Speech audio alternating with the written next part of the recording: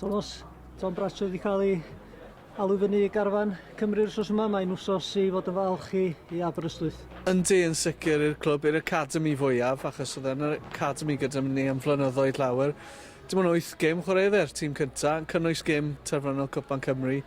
Ond ie, i'r gyngrair yn yn gyffredinol wy'n credu, mae Chris Coleman wedi bod yn dweud bod e'n profi bod na pathway i chwaraewyr yn y gyngrair yma. A mae'n ddiwrnod gwych i'r clwb pan glywson ni. 8 gêm, falle dim ond 8 gêm, ond oedd y potensial na i weld o'r cychwyn.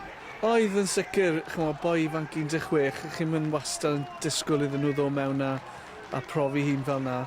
Ond wy'n credu ers hynny, mae wedi tyfu, mae'n lot mwy cryf na beth oedd e.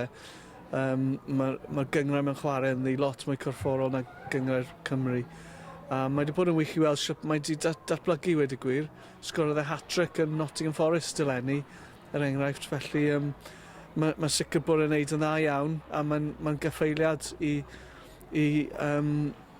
system academi yn y gyngrair genedlaethol.